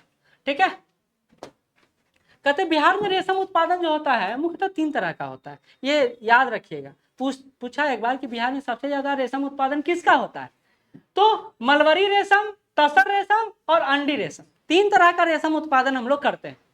कहता है मलबरी रेशम जिसको कोस्की ब्रांड प्रमोट करता है, बिहार का कोस्की जो कंपनी है वो ब्रांड के रूप में इसको प्रमोट करता है मलबरी रेशम को, इसका उत्पादन 1.4 टन होता है। तसर रेशम का उत्पादन 37.1 टन होता है, सबसे ज्यादा उत्पादन तसर रेशम का बांका में होता है। और अंडी रेशम का उत्पादन बेगूसराय और मुजफ्फरपुर में होता है 10.5 टन। तो सबसे ज्यादा रेशम उत्पादन किसका हुआ, तसर रेशम। ठीक है, समझ में आ गया, फिर से सुन लीजिए, मलबरी, तसर और अंडी। ठीक है, सबसे ज्यादा किसका उत्पादन होता है, तसर। हाँ उत्पादन घट रहा है, ठीक है। रेशम उत्पादन देखेंगे ना, वो दिखाए थे भी क्लास में कैसे कैसे रेशम उत्पादन होता है। हाँ, कीड़ों को मार करके रेशम का उत्पादन, जिंदा उसको खौलाया जाता है, जिंदा खौला के उत्पादन होता है। तो मरेगा तब ना निकले, भाई साहब हमारे यहाँ एक परेज। चलिए, कहते हैं कृषि आधारित उद्योगों की बात कर लेते हैं। आइए यहाँ पर 2 तरह के कृषि आधारित उद्योग बिहार में है। एक तो है चीनी उद्योग जो एक रूप से काम होता है उत्तर बिहार में, और एक है दूध उद्योग, डेयरी उद्योग के नाम से जानते हैं। 2 ही हमारे यहाँ कृषि उद्यम है, बाकी सब इससे जुड़ा हुआ उद्यम है। ठीक है, तो ये बात बोला जा रहा है कि चीनी तो कुल 11 चीनी मिले, हालांकि ऐसे 19 चीनी मिले हैं, लेकिन बाकी सब बंदे हैं। ठीक है, यूपी में, महाराष्ट्र में सबसे ज्यादा चीनी का उत्पादन कहाँ होता है? यूपी में, फिर महाराष्ट्र में। कहता है कि कुल 11 चीनी मिले हैं, 4 वेस्ट चंपारण में, 3 गोपालगंज में जो अभी कार्यरत हैं, बाकी 6 जिलों में 11 चीनी मिलों का पूरा प्रभाव है। नीतीश कुमार जी से यही बोला जा रहा था कि भैया आपको इंडस्ट्रियल डेवलपमेंट करना है तो बिहार में जितना चीनी मिल है उसको शुरू कर दीजिए, ताकि ईख का भी प्रोडक्शन हो और जिससे रोजगार में वृद्धि हो। क्योंकि आपको पता है कि यह एक व्यवसायिक कृषि है, गन्ना एक व्यवसायिक कृषि। तो कहता है 11 में से 9 में ही पेराई चल रहा है। चीनी प्राप्ति की दर जो बोला गया है, शुगर यील्ड रेट जो आपका यहाँ पर दिया हुआ है कि कितना होता है, तो कहता है ये है 10 था 2020-21 में, 21-22 में 9.6 हुआ और 22-23 में 9.46 हुआ। यानी हमारे यहाँ जो चीनी प्राप्ति की दर है वो लगातार कम होता चला जा रहा है। चलिए आगे बढ़ते हैं। साहब अपना मुंह एकदम खराब कर लो, फिर निकलो तो हंसते हुए निकलो। यार तो अच्छा टॉर्चर हुआ नहीं। सर्वाधिक उत्पादन कहाँ होता है चीनी का? सुनते जाइए। चूंकि 2 ही उद्योग है हमारे यहाँ, चीनी आधारित उद्योग और दूध उत्पादन। तो कहता है हसनपुर समस्तीपुर में सबसे ज्यादा, फिर बगहा में, फिर हरिनगर में। हसनपुर कहाँ पड़ता है? समस्तीपुर में। बगहा कहाँ पड़ता है? वेस्ट चंपारण में। और हरिनगर कहाँ पड़ता है? वेस्ट चंपारण में। सबसे ज्यादा चीनी का प्रोडक्शन यहीं होता है। ठीक है, उत्पादन की बात कर ले, 62.74 लाख टन हुआ है और इसका ग्रोथ रेट जो है 37.6%। ग्रोथ रेट समझते हैं ना? बोलते ना अरे मैया तो बहुत बड़ी हो गई है, इसका मतलब क्या है? ग्रोथ मतलब आपके हाइट में वृद्धि हो जाना, आपके उत्पादन में वृद्धि हो जाना। अब सो जाएगी रोजी, हाथ हटा दो। नहीं तो तुम हाथ हटा, जिसका हाथ मुंह पे रखा हुआ यानी वो सोने की मुद्रा में जा रहा है, सोएगा नहीं, सो जाएगा। 2 महत्वपूर्ण सा उत्पाद है जो ईख इंडस्ट्री से जुड़ा हुआ है, इथेनॉल प्रोडक्शन। अब देखते हैं ईख का वो जो बचता है खोई, उसका प्रयोग इथेनॉल प्रोडक्शन में होता है। उसके अलावा बिजली, खोई से बिजली बनाते हैं। ताप विद्युत जो केंद्र है वो खोई से चलता है। तो ये 2 तरह का सह उत्पाद केंद्र है जो ईख आधारित उद्योग से जुड़ा हुआ है। कह रहा है चीनी मिलों का कार्य संचालन 2020-21 में 92 दिन था, अब 22-23 में 119 दिन हो गया। तो ये एक अच्छा प्रोग्रेस है। और क्या है प्रोग्रेस है? क्योंकि ज्यादातर चीनी मिल बंद हो गया है। कार्य दिवस मतलब समझे, साल में कितना दिन चीनी मिल चलता है? साल में तो ज्यादा नहीं चलेगा, जो सीजन रहेगा उसी में चलेगा। तो कार्य दिवस में वृद्धि हुआ है, तो ये एक इंपॉर्टेंट फैक्ट है आपके सामने। ठीक है, कहता है बिहार सरकार लगातार प्रयास करेगी गुड़ का प्रोडक्शन सरकार, इसके लिए 450 इकाइयां कार्यरत हैं अभी गुड़ उत्पादन से। अब आते हैं डेयरी उद्योग पर। हमारे यहाँ पहला हुआ चीनी उद्योग, दूसरा डेयरी। आप लोग ऐसे देखे हो बहुत मजा आ रहा है, क्योंकि हमारे साथ साथ आप भी परेशान है। ठीक, पिघल आप नहीं रहे, पिघल तो हम रहे हैं। चले, दूध की खरीद, प्रसंस्करण और वितरण हेतु 12 इकाइयों का निर्माण किया। देखिए बिहार में कुछ हो ना हो, हर घर में गाय। आज गाय नहीं पाल सकता, बकरी पाल रहा है। बकरी का दूध ज्यादा महंगा होता है, लेकिन गाय मतलब जो ये एनिमल हस्बेंड्री है उसमें काऊ का योगदान सबसे ज्यादा है, सबसे ज्यादा गाय है हमारे यहाँ। तो ये बोला जा रहा है कि 12 units are working for procurement, processing and distribution of milk. सहकारी समितियों की संख्या ज्यादा है। आप देखे होंगे कि अमूल ब्रांड भी सहकारिता के अंतर्गत ही काम करता है। सरकार ने यह पाया है कि आप डायरेक्ट किसानों से खरीद बिक्री नहीं करें, सहकारिता का नियम अपना, सबको जोड़ दे। गांव में जाइएगा ना तो 1-2 गांव मिल के दूध को, सारा दूध इकट्ठा करता है, जाके बेचता है। देखे हैं डेयरी फार्म में? तो सर हम गांव जाते हैं तो खाली खेत देखते हैं, फिर चले आते कि गर्मी लग रहा है कह के। नहीं, चलिए, तो कहता सहकारी समितियों की संख्या हमारे कितना? 28,108। इसके अलावा कहता दूध संग्रहण की स्थिति जो है 2021-22 में 2228.6 हजार केजी था, जो बढ़कर 16.62 हजार। इसका मतलब समझ रहे हैं? मतलब हमारे यहाँ दूध को संग्रहित करने का जो पद्धति है वो आप ज्यादा विकसित हुआ है। क्यों हुआ है? सहकारी समितियों के कारण। अब हम लोग दूध उत्पादित करते हैं, मतलब दूध दूहते हैं और तुरंत बाल्टी में करके ले जाते हैं और तुरंत बेच देते हैं। और चूंकि दूध केंद्र भी ज़्यादा स्थापित हो चुके हैं तो उनको बेचने में भी दिक्कत नहीं होता है, क्योंकि आपको पता है रॉ मटेरियल है तो तुरंत खराब हो जाता है। तो जितना केंद्र नज़दीक होगा उतना ही इसका प्रोडक्शन ज़्यादा होगा। इसी में एक संस्था है, उसको कहते हैं COMFED, Bihar state milk cooperative federation limited, बहुत इंपॉर्टेंट संस्था।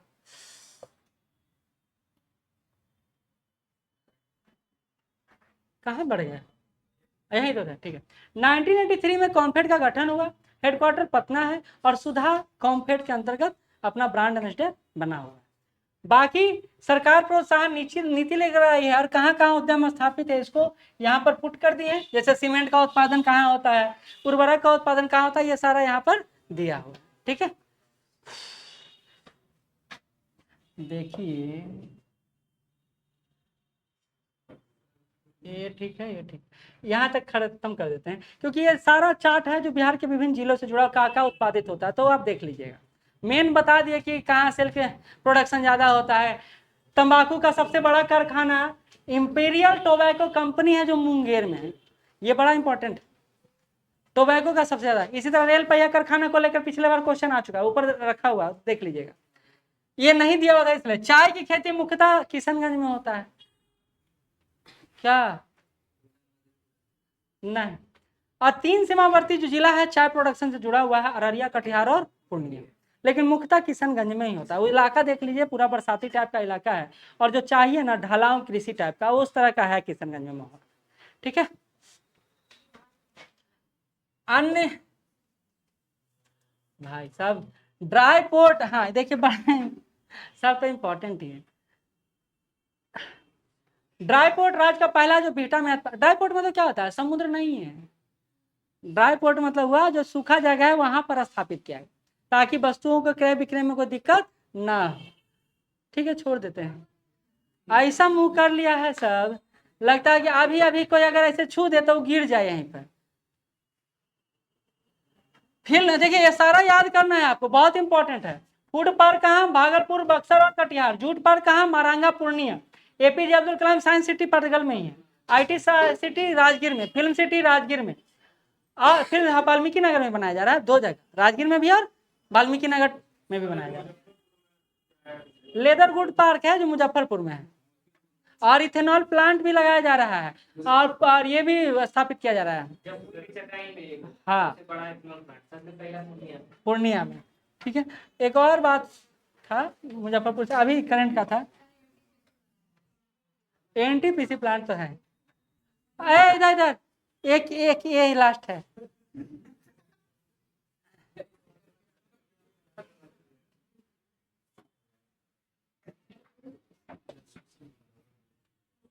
देखिए यहाँ से ये जब पॉलिसी सरकार बनाती है ना वहां से क्वेश्चन ज्यादा पूछने का उम्मीद बनता है।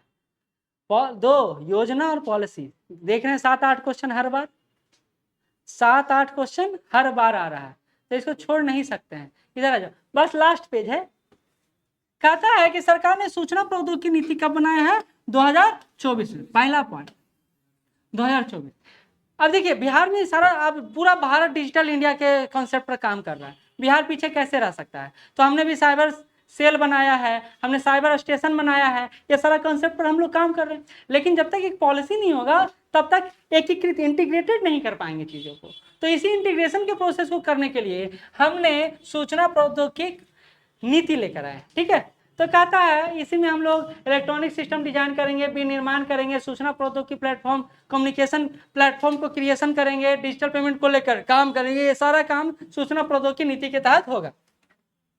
कहा जा रहा है कि बिहार सरकार 30% पूंजीगत सब्सिडी दे रही है। पूंजीगत सब्सिडी मतलब कुछ लगाते हैं तो उसे बनाने में सरकार आपकी मदद करेगी। इसके अलावा 30 करोड़ तक होगा अगर, तो उसमें 30% पूंजीगत सब्सिडी सरकार देगी। यानी अगर आपको 10 करोड़ रुपया लग रहा है तो कितना करोड़ सरकार देगी, 30 लाख रुपया सरकार देगी, ठीक है। सॉरी 1 करोड़ में 30 लाख हुआ तो 3 करोड़ के आसपास हो गया। कहते हैं लीज वाले कार्यालय। देखिए जब भी इस तरह का निर्माण कार्य होता है ना, तो जमीन जो लिया जाता है लीज पर लिया जाता है। लीज मतलब आपसे कॉन्ट्रैक्ट बेसिस पर काम हो गया कि भाई 10 साल के लिए, 15 साल के लिए, 20 साल के लिए हम आप पे जमीन लीज पर ले रहे हैं। इस पर भी सरकार अनुदान दे रही है। 5 वर्षों के लिए 10% अनुदान दिया जा रहा है अगर पैसा आप उठाते हैं 30 करोड़ के आसपास। तो कहा जा रहा है 50% सब्सिडी दिया जा रहा है लीज के लिए। अगर सूचना प्रौद्योगिकी सिस्टम डिजाइन केंद्र खोल रहे हैं तो आपको लीज के किराए की रकम का 50% सब्सिडी देगा 5 साल के लिए। ये सब क्यों किया जा रहा है? ये सब इसलिए किया जा रहा है ताकि आप इंफ्रास्ट्रक्चर का विकास कर सके, कम्युनिकेशन टेक्नोलॉजी में बिहार की भूमिका हो। ठीक है, ठीक है, बंद करो नहीं तो हम फिर पढ़ाते रहेंगे।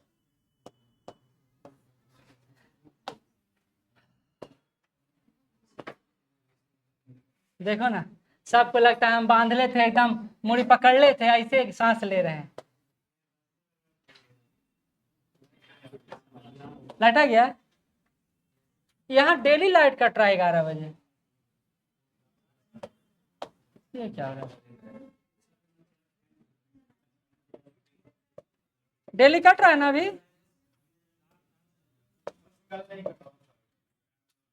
कल देखिए सरकारी कर्मचारी छुट्टी पर थे, यहाँ पर बिजली का काम हो नहीं रहा था, इसलिए नहीं कटा था। दुर्गा पर यहीं पर ये काम हो रहा है, इसके लिए रुका, इस मकान का साथ कनेक्शन जोड़ रहा है। अटेंडेंस